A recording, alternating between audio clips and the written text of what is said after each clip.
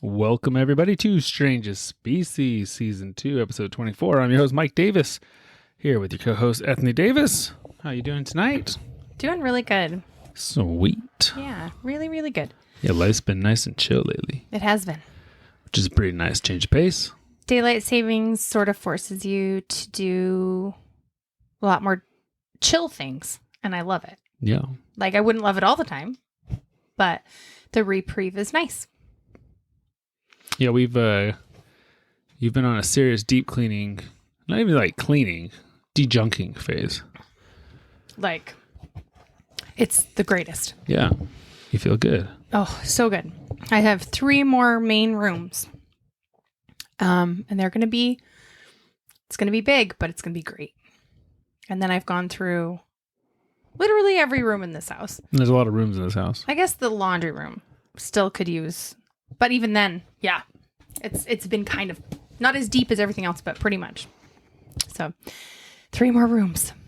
Agreed. It's the greatest. And it's actually staying pretty clean. Yeah. Relatively. Yeah. I mean, like 4 kids, a dog, but like when you de-junk all the junk, it can't come back anymore. It's shocking how it is. It can't get misplaced or moved because it's not there. It's not there to be moved. Yeah. So it's been awesome. I haven't de-junked like this in a long time. Long time. Yeah. Well, good. Anything else happening? I mean, I'm trying to think. we got to have people over last Did night. have It was a lot of people fun. over last night. It was really fun. Every single person brought a dessert, but no one ate any dessert.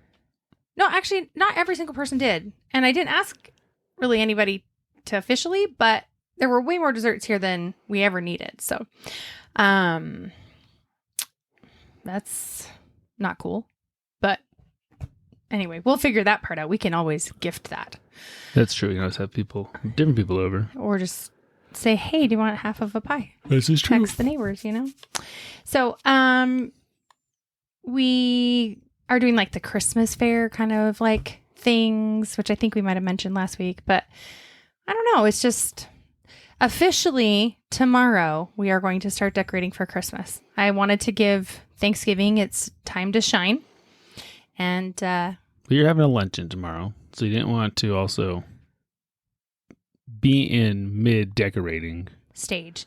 Sure, but I also wanted Halloween to go away and then just like my classy fall decor to kind of just have a chance to be its thing because we aren't here for Thanksgiving. And so it's so late this year. It's really late this year and we're not here. So it actually doesn't matter if we start decorating. I still feel like if we were hosting, I'd have a really hard time changing to Christmas. That makes sense. So, well, luckily we're not. It's this weird conundrum because in Canada, we're long done. Problem. Yeah, we're long done Thanksgiving. So anyway, it's just a good time of year. All the seasons are great. I've decided. I love each season and revel in each season.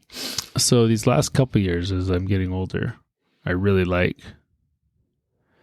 I've always liked the fall, but I've really liked daylight savings, like this forced chillness. And I don't know if it's because we just go so hard in the summer. Yeah. But well, because nice. we go so it's like hard 5 in the summer, o'clock. All of fall is like prepping all the things from the summer to be ready for the winter. Right. And so. And we have about 1.5 acres, but it's pretty much all. I mean, at least a solid acre of that is actual like used land. And like we have mowed. to, Yeah, like we have to either attend to garden or lawn. And so it has to be. If it's between the two of us, I mean, it's got to be 5 to 8 hours a week. Oh, it's a huge job. Staying on top of it. And so it's nice I take pride in my yard. Like I want it to look good, and so there's always stuff to be doing. But because of that, now with daylight savings and all the leaves are down off the tree, there's nothing. It's just amazing. Like that whole level of pine needles and stuff is basically over now until spring. I officially got our last hose cleaned out yesterday, and then it snowed last night. Oh yeah, we had like an inch of snow that stuck last night, which was kind of magical. It was really, and then it was gone. It was gone. Yeah. So. Which is all right. Oh, for sure. But we've done like a puzzle already, which is amazing. Starting on our second one. And it's just, I don't know. There's just I'm a huge sucker for pomegranates. And so 'tis the season of, I think I don't really watch much TV, but we really like to like sit back and watch like Holiday Baking Championship and eat a pomegranate. Yeah. Not like every night, but No. definitely a couple nights. Because it's dark so early, it feels like, it's weird. It's just different, and I love it. I know a lot of people out there don't love daylight savings in winter and stuff. But again, I think it's just a force. Yeah, I'm definitely going to appreciate it a lot more as I get older. I don't like slushy crap snow, so I'm not looking forward to that. Sure. But I love playing in the snow. But the actual if it's real snow, real sure. life snow and slushy and stuff is hard. So Yeah. anyway. Well, sweet. What do you think we're going to talk about today? Oh, today I feel like has to do with something about water. The ocean, things in the water, being on the water, something to do with water. Alrighty. Am I right? I mean, we might make mention of a river in passing. So there's water there. Yeah, okay. But generally, no, not themed in water today. Darn it. We are going to... One of these days I'm going to be right. Actually... I'm going to make them so vague that I can't be wrong. Yeah, I mean, water's good. You're going to be like air. Like, yeah, there's air involved in the story today. Not that vague. I won't be that vague. People. Oh my gosh. So this theme, the idea for today's episode, actually came from our oldest son. We were driving the other day, and he was like, "Hey, I heard this story," and he told me. I was like, "Oh, what is it?" And he's like, "Well, he only told me like 2 details, and it was not at all." And I'm like, okay, but luckily, I live in this world of weird stories, and I was like, "Oh, I think you're talking about this story." And I was like, I thought about doing an episode on that before, but I've never gone down it. And he's like, yeah, that's it, I think. So that's what we're doing today. This story that he inspired me to do. I'm curious to see if it's the right one when we're all said and done. But we are actually going to go to your home and native land. Of Canada. Woohoo! So our adventures today begin in, the Nahanni River Valley. Have you ever heard of the Nahanni River Valley? No, I must be a bad Canadian. Have you ever heard of the Nahanni National Park? Never. So this is a national park in Canada that is about 12,000 square miles. It's probably like way up north. It is way up north. Yep. It is, it's about 500 kilometers or 300 miles west of Yellowknife. Really in the middle of nowhere. Yeah. But it is like the most majestic thing I have ever seen. Yeah. I mean, I've never seen it, but on just on your pictures and stuff, yeah. The topography and the landscapes up there are literally out of this world. I'm sure. Which is why they made it a national park or preserve, I don't think they really need to worry about too many people wanting to settle there, but I could be wrong. You're right. They don't. For other reasons, too, we're going to get into. But the centerpiece of the park is the South Nahanni River. Nahanni. Yes. And there are 4 noteworthy canyons along this river. Okay. They have really, really cool names. You want to hear them? Sure. First, second, third, and fourth canyon. Wait, those are their names? Yep. Oh, I was still waiting. Like first is... No, those are the names. First Okay. canyon, second canyon, third canyon, fourth I feel canyon. like I could have come up with those names. I thought they were going to be some really cool like Eskimo names or something. Nope.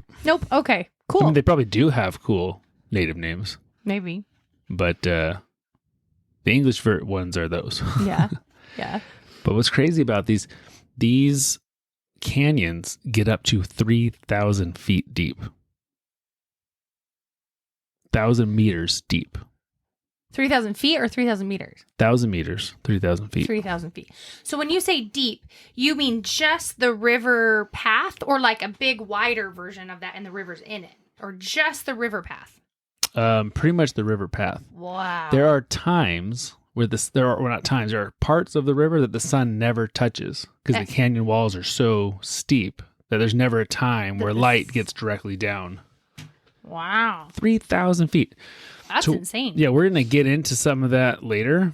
But that is roughly 3 Eiffel Towers stacked on top of each other.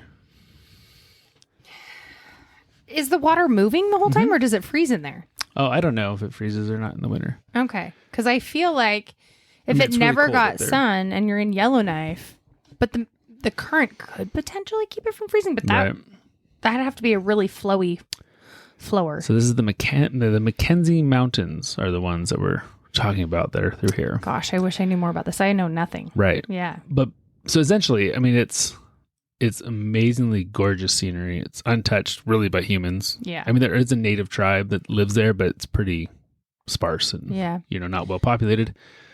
Even what is the name of the tribe? Yeah, the tribe. Dene. The Dene. We're going to talk about them later. Okay. Dene. Dene. Mm-hmm. So nice folk. They call Alaska the last frontier. I feel like this would be even more qualified to be called the last frontier. Yeah, I've thought about that before because I think they're equally frontierish in their majestic and terrifying, like rawness. Right. Mm-hmm. I wonder if sometimes it's referred to the last frontier because it's as far west as you can go. Yes, it's the last in time. It's the last untouched place, but it's also the last one you can get to. Coming to the west. Right. Oh, interesting. And then you're back to the first. The first frontier? Yeah. In Siberia. Oh. Is that called the first frontier? No, but then you're back to the east side of the world. No, I get what you're saying. I see. Well, maybe that's why. But this sounds very, very untouched. And so it's almost harsh. It's like a combination of beautiful British Columbia, that kind of nature, but also most alien. Yeah. Because it's so just drastic and the waterfalls and it's insane. I'd really like to go. What's it called again? This is the Nahanni National Park. Nahanni National Park. So, I'm curious if my dad knows anything about this. Yeah, I don't know. Yeah.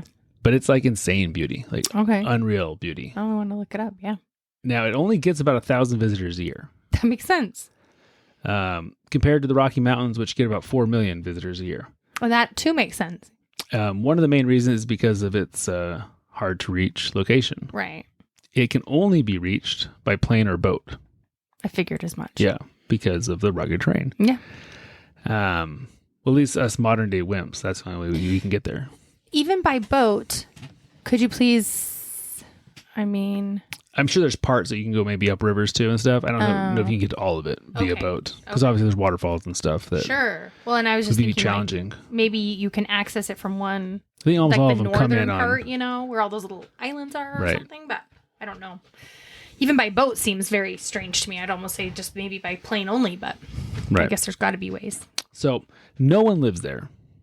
I thought you said there was a tribe. So the Dene people live in that area. Oh, okay. I don't know if any of them currently live there, but historically it's well, wouldn't they not be allowed? You probably can't live. Can you live in a national park? You and I couldn't. I feel like oftentimes native tribes have special, agreements and stuff. Maybe they could, since it's their ancestral land. Yeah, I'm just thinking about that. Where, if there's a specific line. Because, there's Waterton National Park, but then there's the little town of Waterton. Right, which but people live in. Yeah, but are you really at that point in the national park yet? Or is there just outside? I've never thought about that before. Yeah, me either. So, I don't know. Yeah. But relatively speaking, no one lives there. Even if there are some random people that live there, no one lives there. Right. In a general term. Right. Yeah. So that's kind of where we're starting. So why are we talking about Nahanni? I'm sure something happens here. So Nahanni has another name that is well known by as well. I'm sure you're not going to know it, and that's not a knock on you. It's just not your world either, but we're going to get to there. Okay. So, Oh, yeah. I have a note to myself. I'm like, I don't understand what I'm saying to myself. I remember now. So after you and I, we went to Alaska recently. Mm-hmm. One of the places we went to was Skagway. Mm-hmm. Now, we learned about some crazy things that people did to try to get gold out of Skagway. Do you remember any of those things? Roughly? The hikes? Remember how far they would go? Well, they had to...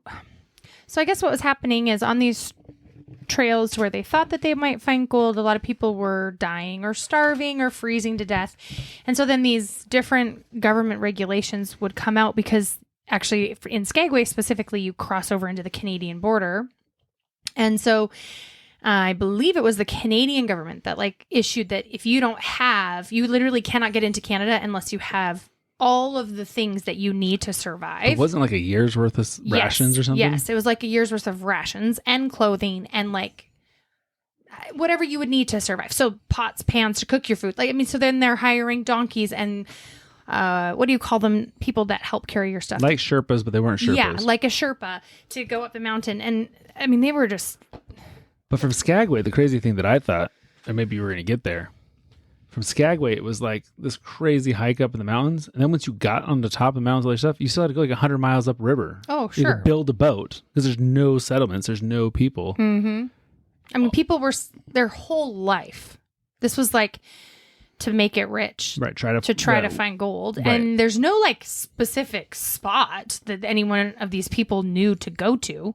And if you go to the one spot, essentially you can kind of, I can't remember exactly the details, but like claim your spot, right? So like, you know, nobody else can kind of impede on your spot if you find a good thing. And so if someone found something, then all the people would kind of rush to that area hoping close by there was also something. But it's just a throw in the dark. I mean, they have no idea. And you're talking hundreds of miles from civilization. Oh, I mean, so isolated. And again, very harsh conditions. Like very... insanely harsh. Yeah, very non-friendly. I mean, you're talking about climbing Alaskan mountains in the wintertime Right. to get to wherever you're trying to get to. I mean, hence the reason why it's so untouched is just because it is so harsh, right? Yeah. So the Nahanni Valley is very similar. Okay. But there were occasionally people that wandered up to it looking for gold. Prospectors who would find their way. Sure. So our stories today begin in 1904. Two brothers, Frank and Willie McLeod, from good old Edmonton, The McLeods. who ventured into the Nahanni Valley searching for gold. And they got there. They survived a super brutal winter. I just heard a witch cry in our house somewhere. That was weird. I don't even know where that came from. I don't either. We have no Halloween decorations out, so maybe it's a real witch. no, maybe. But it sounded like our one at the front door, Yeah, it did. which is put away, so I don't know. Anywho, but they did find gold, Oh, good. and they took it home, and they were like, "Look, we're gonna be so loaded. Here's what we Is found." it fool's gold? No, it was real Oh, gold. it's real gold. Okay, good. And so in 1906, they go back, to really now with gear and equipment and, ready to really make a homestead. Like homestead. maybe, Yeah. Really make it rich. So they leave in 1906. And after a couple years, nobody's heard from them. It's just the two brothers again, or is there like Yep. more of a... Nope, just the two brothers Oh, again. But no one's heard from them. And so they have a third brother named Charlie. So Charlie's like, well, I guess I'll get a group of men together and we'll head up and try to and find look them. for them. Now, again, you're looking for them in a place where no one's ever really been. You've definitely never been. Very vast. Huge. Yeah, very vast. I mean, you could be off by one canyon or one valley, and it's like impossible to get over to the next one. You Yeah. could be so close. But I wonder if the brothers before they left said, like, we're about here. I'm sure they did. And everyone going through there kind of followed the Nahanni River. Mm-hmm. And so, that's where Charlie started. It's like, okay, well, let's go look. Let's start heading up the Nahanni River and see if we can find signs of them. I think to survive, you have to, generally speaking, follow a river, right? I mean, any settlement, anything is surrounding water. So Charlie gets a group. And I also think it's funny, too. This is only 120 years ago. Like, literally 120 years ago. And how different life was. Oh, yeah. It's like, hey, we're going to go look for gold. And then it's like, well, they've been gone 2 years. Maybe they're fine. Maybe that's where they're living now. Maybe we should go find them. Like, can you imagine just... It's just weird. Yeah. Straight up weird. Like, you don't want to check in. You don't want to send a letter, but there's probably no way There's to no do way that. to do it, right? yeah. Yeah. So well, I hope they're okay up there in no man's land. they're like in somewhere in Nahanni somewhere. They don't even Yeah, know. they probably don't even know what Nahanni is. Which is just so up crazy. there somewhere. Yeah. And so they take off, Charlie and his group of men, and they start going up the Nahanni River. Like I said, this is unlike any place you've ever seen in the world. I mean, like 3,000-foot canyons or walls on either side of you at times. It's not always that deep. No, but still. Oof. Like, it would just be so unnerving and eerie. Yeah, terrifying, really. Yeah. And then again, like, what are the odds of even finding anybody out there? Probably very slim. Yeah. So Charlie and his group travel for about 150 miles Wow. up the river. And at one point, he sees in the distance a tree that looks like it's been burnt. But not like all the trees, like a forest fire, just one tree has burnt. So that's a good sign of, yeah, somebody, right? Mm-hmm. So he goes over, he looks at it, and he can tell there at once was a fire pit underneath the tree. Or remains of a fire, you know?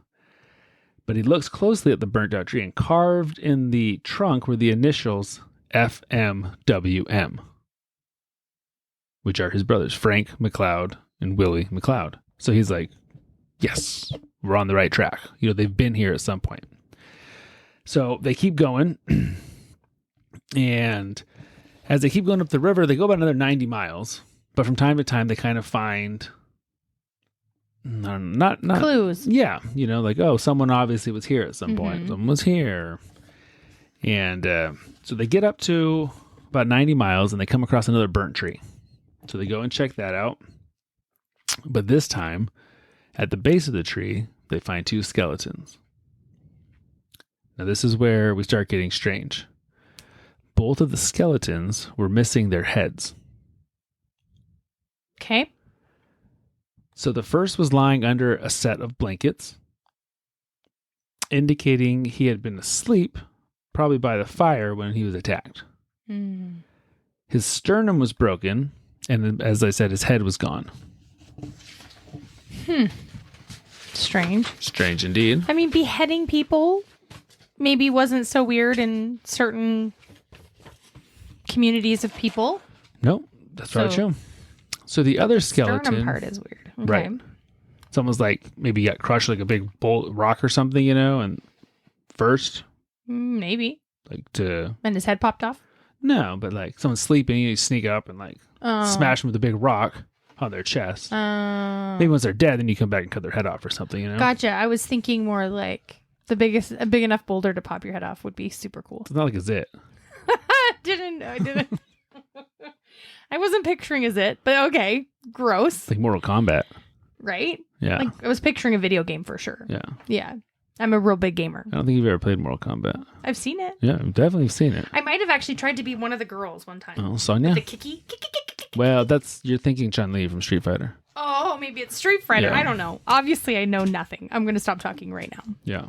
But yeah, I've played her once or twice. Yeah.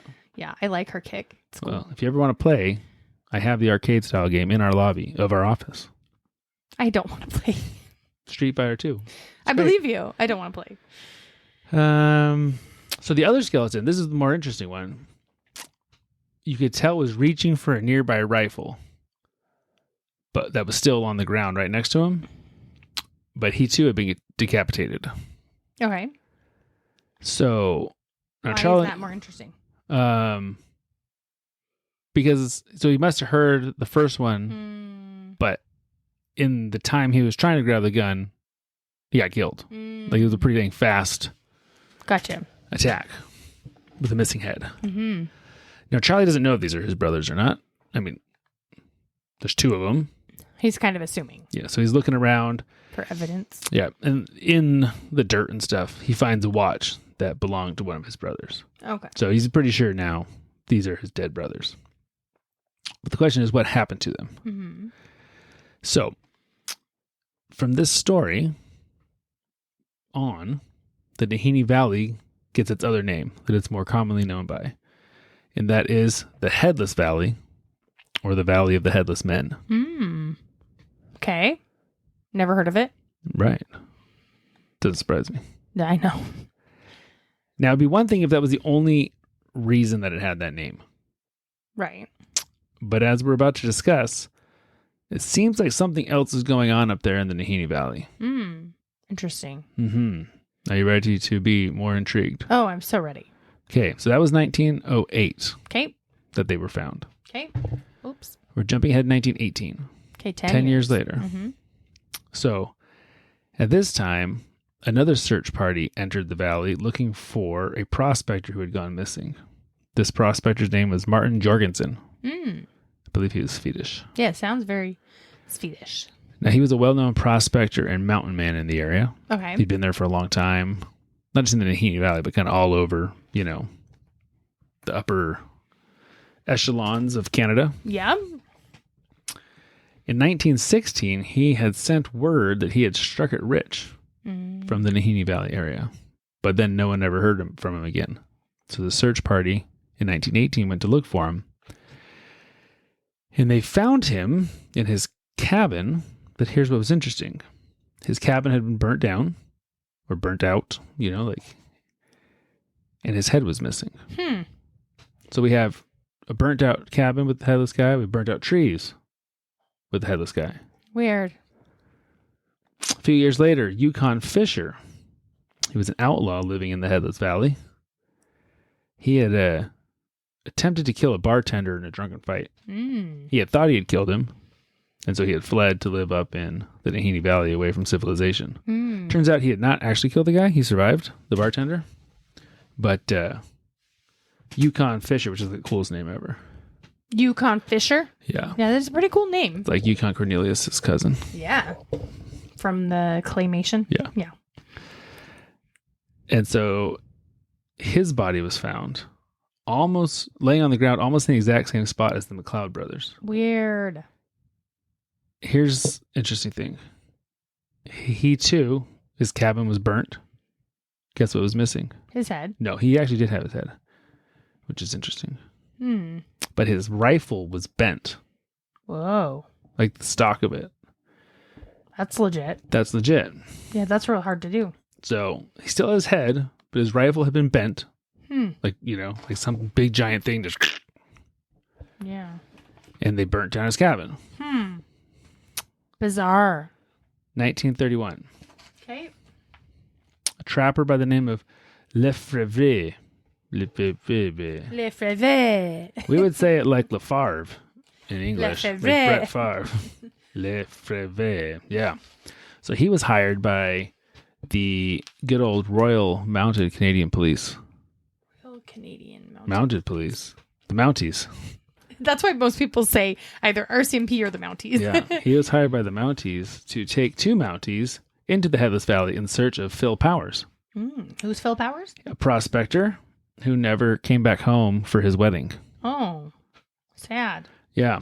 So Lefebvre thought, well, this guy's probably just didn't want to get married. So he ran off and stayed in the valley. If only you guys could see Mike's face when he tries to say that word. I'm not trying. I'm saying.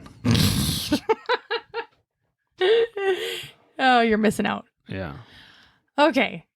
So he's Lefebvre was like, I'm just certain this guy is avoiding his marriage. Yeah. Okay. He's probably realized it's better to be a nomad out in the Nahanni Valley. And freeze your tushy off and have to be get told beheaded. what to do all the time. Right. But he had grown up in the area, Lefebvre. And so he had heard all the stories of all the headless people. Ooh, so he's like, I'm going to go.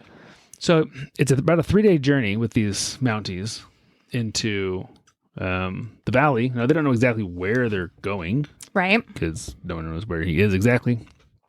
But after about 3 days, they start coming across all sorts of traps that are filled with dead, decaying animals.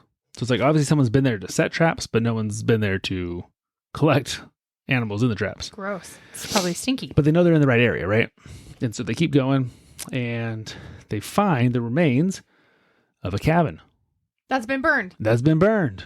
Oh my gosh. And guess what's inside of said burnt cabin? A headless, what's his name again? Phil Powers? Phil Powers. Correct. He's dead. He's No missing a head. In his right hand, which is all charred and mangled from being in the fire, he's holding a 6-shooter pistol.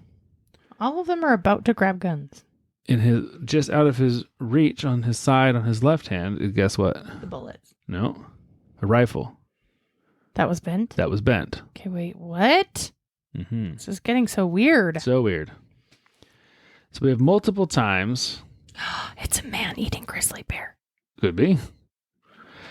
So we have multiple times of bent guns, burnt surroundings, and missing heads. So weird.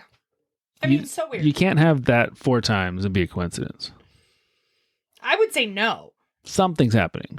Yeah, but what kind of things can bend a rifle? Like, can a grizzly bear... I like mean, that? I don't know. A Sasquatch could. Oh, we're going down the Sasquatch No, I'm not road? going down the Sasquatch road. I'm just saying. I mean, Sasquatches aren't real. They could be in the Nahanni Valley. Or nowhere. We'll get to that later. Okay. Do you actually answer what it was? Do they find out? Let's just talk, Ethne. I start getting antsy. Yeah. Like, I need answers. So, La Frevre. La Freve. You say it with, like, so much tude. Yeah. He didn't like this. Well, obviously. Like, he's watching the Mounties, come through this burnt cabin. He's like, hey, guys, I don't know what's happening, but I'm heading back to civilization. So you can come with me, or you can stay here. But I ain't dealing with this stuff. And so we have all these deaths, right? Mm-hmm. Weird circumstances. So did the Mounties stay, do you know? No, they went with him. Oh, okay. They were able to tell his fiance. That he died. Oh, it wasn't a French guy that was getting married. I know, but it's a French word, right? Oh. So I'm just saying them So all you have now. to say them. I get it. Okay. I assume fiance is a French word. It looks French. Yeah, I think it is. Fiance. Fiance. La frère de fiancé. That Phil Powers I feel like, was dead. yeah. I feel like you've got a good French accent. Thank you. It's your destiny. I don't think so. I watched Love, Beauty and the Beast as a kid. Oh, I see. So yeah, what do you think's happening? You don't think it's a Bigfoot? I'm okay with that. No. Is it a man-eating grizzly? Maybe, but here's the thing. Or is it someone from the tribe that lives there? I still just can't explain what other kinds of things can bend a rifle. Yeah, see, that thing's got to be big and strong, right? Yeah. A grizzly bear's probably strong enough to bend a rifle. Well, I'm almost wondering if there's something that you can jam into a rifle that when you shoot, it would cause it to bend itself. I don't know enough about guns. Yeah, no, I don't think so.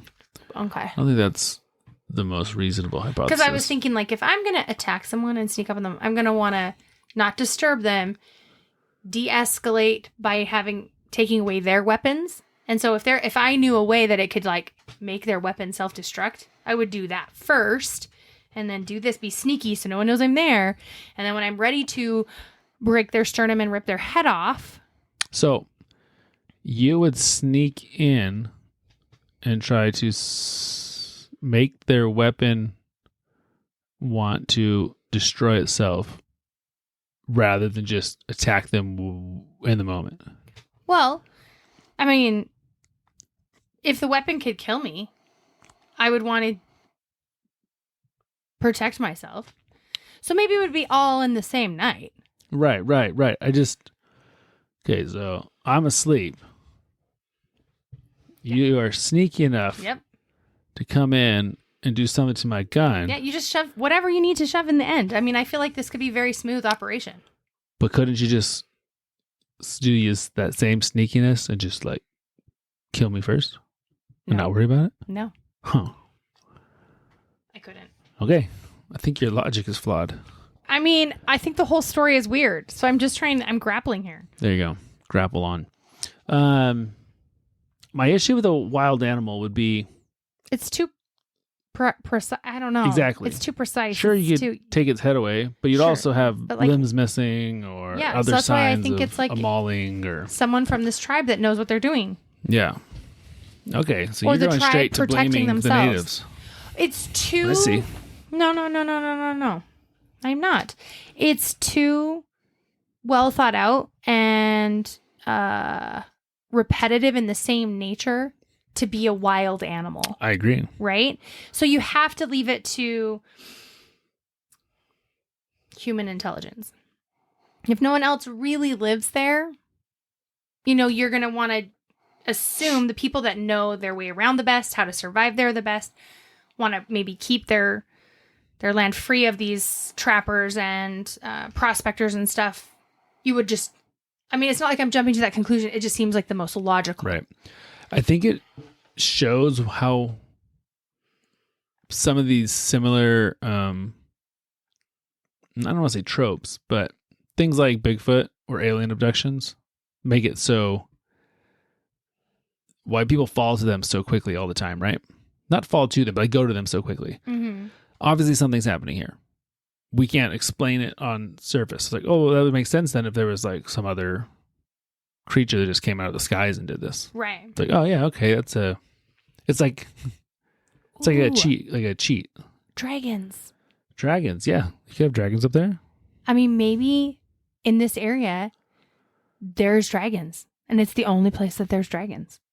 I wonder if Hogwarts is up there. Nope, not Hogwarts. I'm thinking of more like How to Train Your Dragon dragons. Yeah. I'm not sure I'm No, familiar enough Think with... about this. If you're working in tandem, human and dragon, they're friend. Right? Okay. I mean, the dragon is strong enough to bend the rifle. Okay. The human can go in and steal whatever they want to steal and whatever. And maybe they cut their head off, but maybe they leave that to the dragon. And then they just, as they're leaving, they just blow fire, burn the whole thing I down, see. and then they fly away.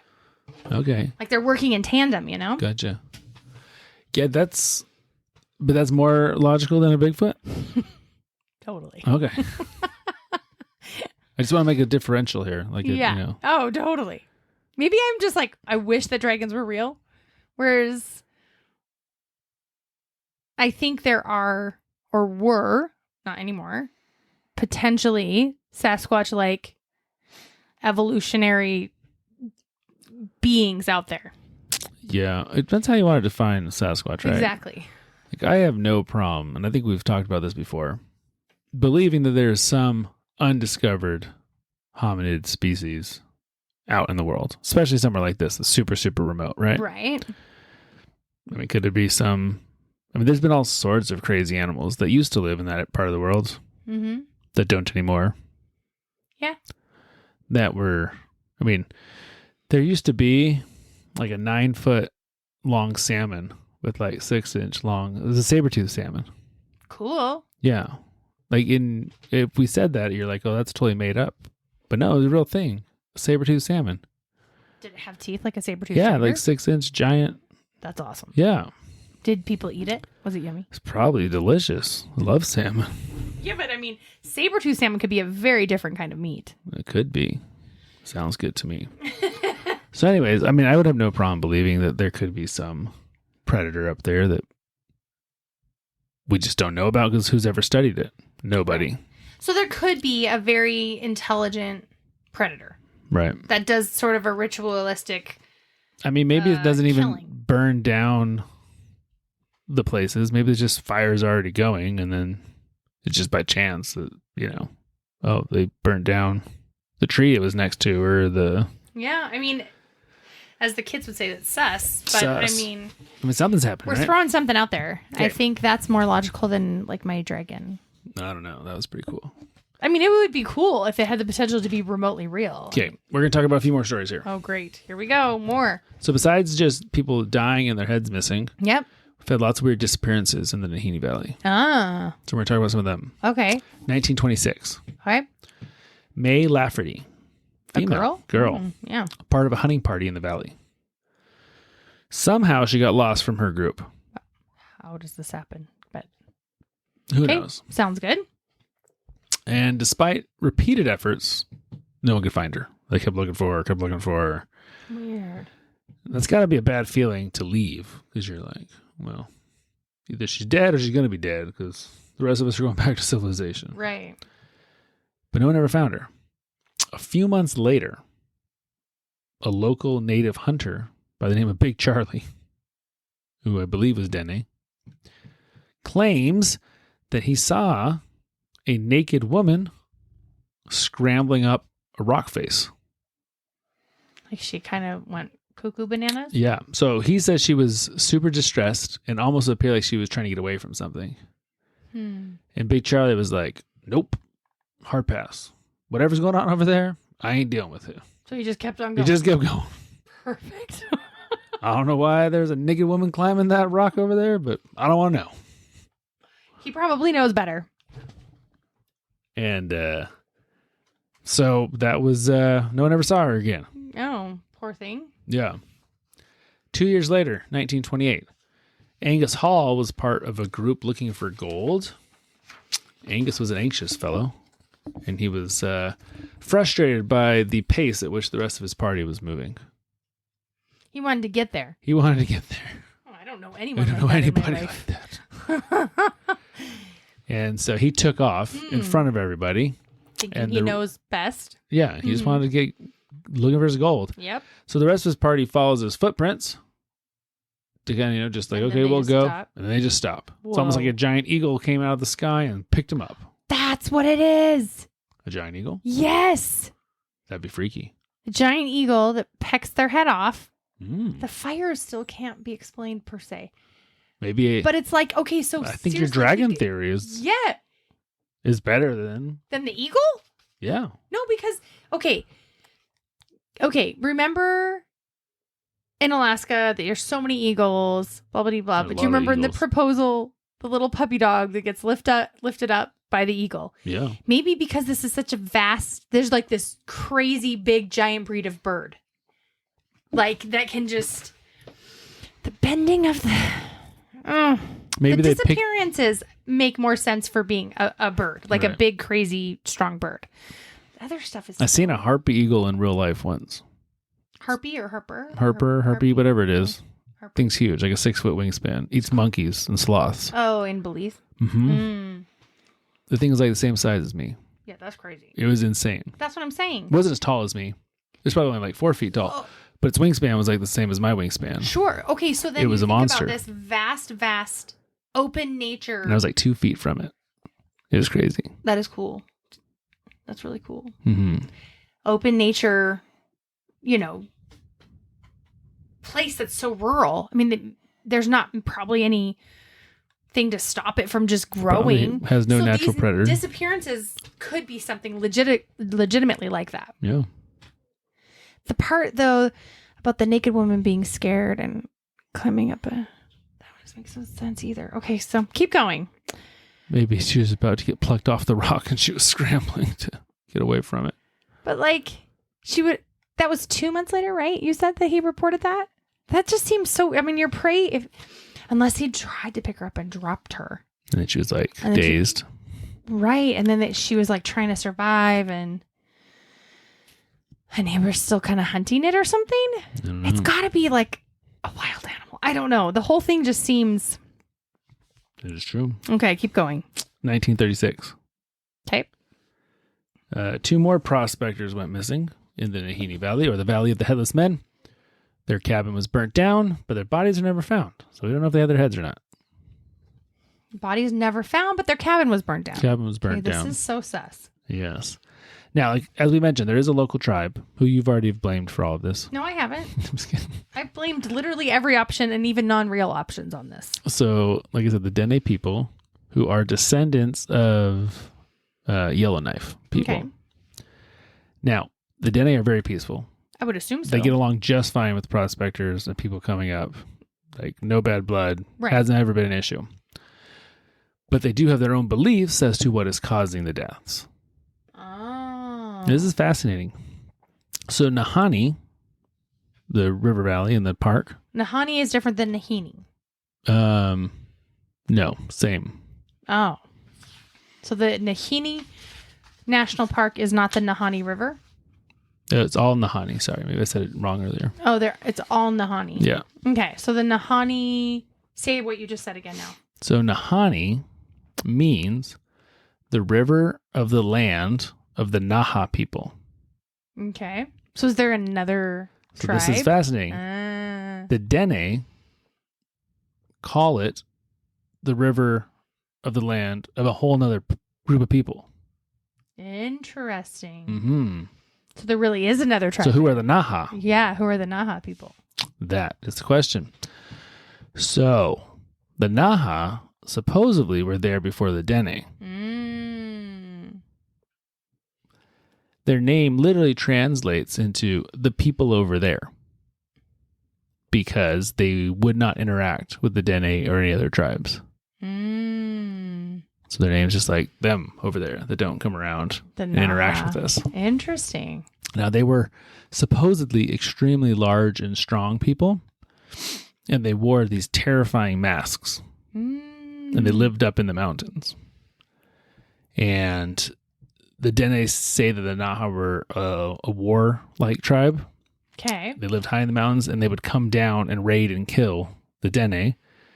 And they were the main foes of the Dene people, and they really, really feared them. That makes sense. Mm-hmm. So, in theory, according to archaeology and stuff, the Naha disappeared a couple hundred years ago. Okay. Like nothing's ever, they were there and they just disappeared. There's no remnants of them. There's no, pottery. There's just, they're not there. I really don't know if the only reason we even know, quote unquote, that they ever existed was from the Dene. Yeah. Or if there's some other way of knowing. Right. Okay. So, but the Dene claim the Naha would cut off the heads of anyone who strayed into their territory. Well, this is seeming very promising here. Mm-hmm. So maybe there's still a band of them somewhere in the remote mountains of the Nahanni Park. Mm-hmm. And when they see people trying to take out its natural resources, they swoop in, cut your head off, and burn your stuff down. Yeah. Again, they're just trying to protect their space. And that's why I kind of left it to an intelligent being, right? Because everything was too meticulous. I almost wonder if some of the disappearances, and this might be crazy, but if they were really struggling for food, like they actually needed to use them as a source of meat. So then that's why they took those ones as opposed to, or maybe this situation presented itself where taking them was better than beheading them. Sure. And we've talked about, I don't remember, what was the island over there in the Indian Ocean? Oh. With the uncontacted tribe. Yeah.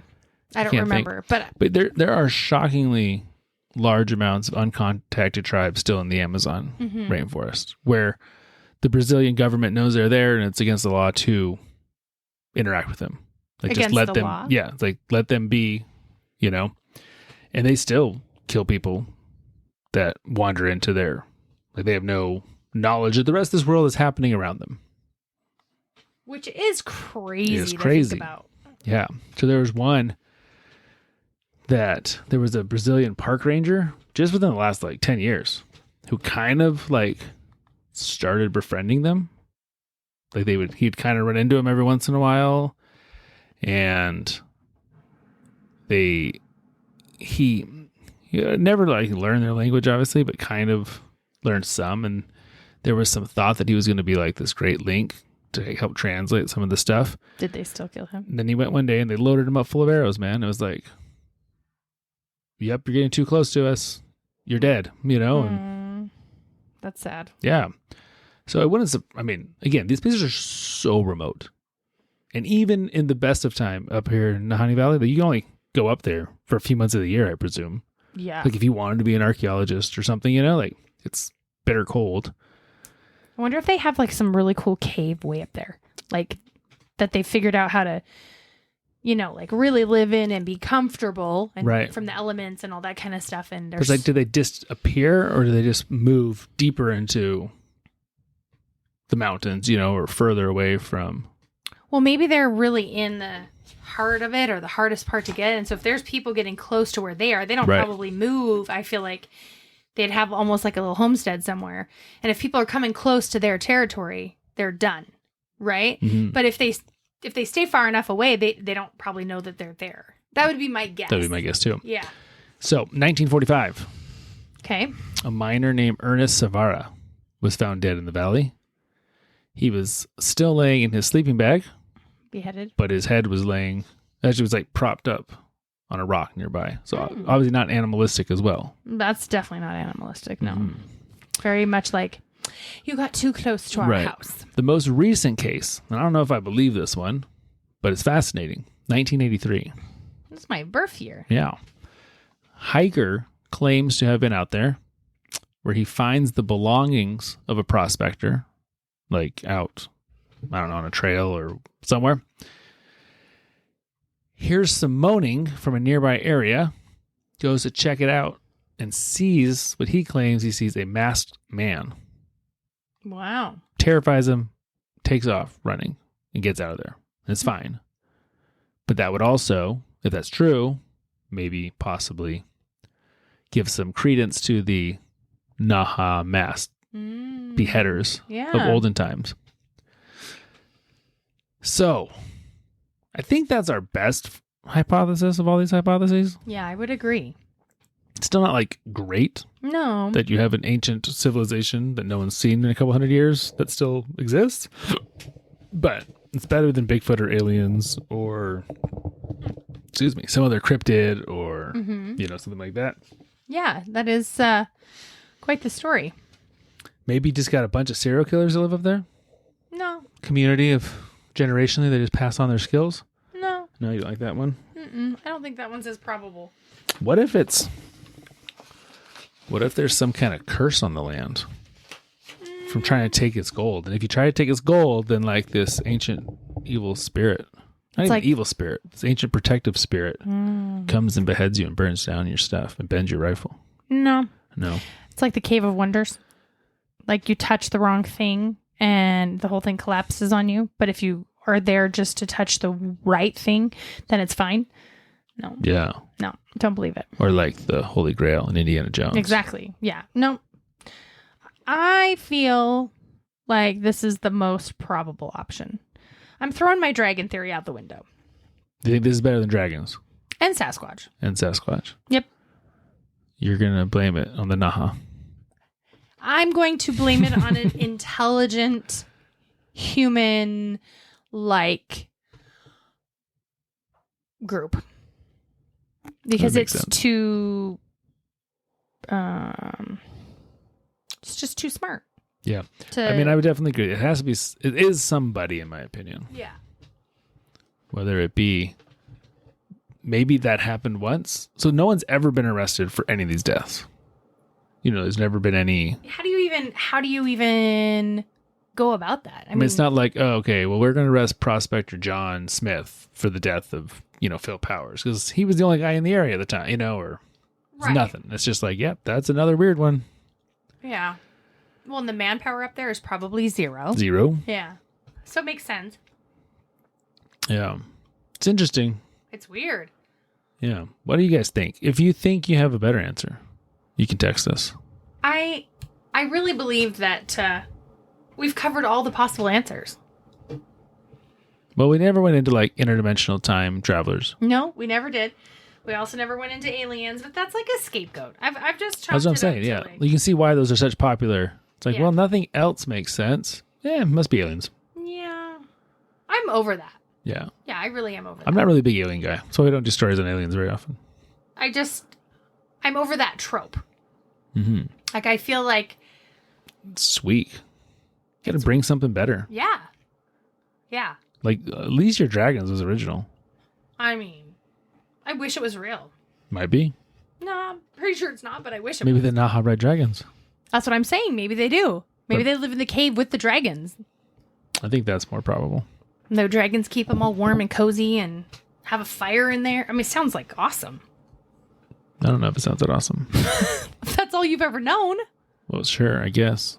I mean, I don't know. If you were like living during the Ice Age and it was like frozen all the time and you were just like barely surviving, it's all you know. I still think it's awesome.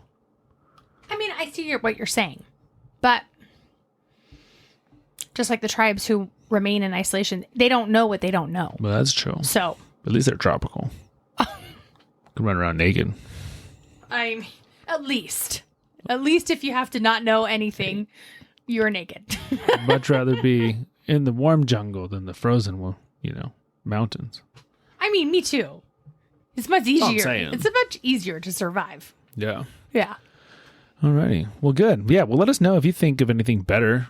I mean, you can't because those are the best options. Like, Ethie and I are really smart. But if you think you know something better than that, let us know. Ethie's literally flossing as I'm talking. No, I'm not.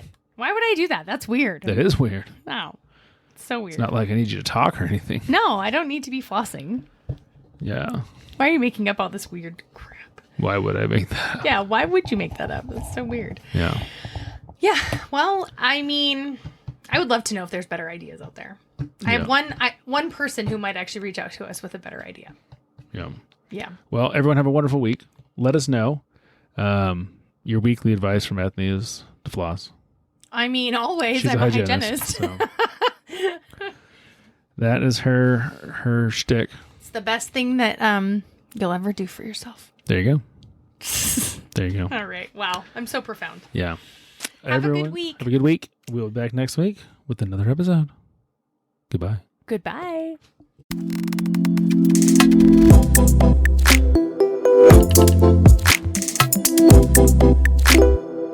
Thank you.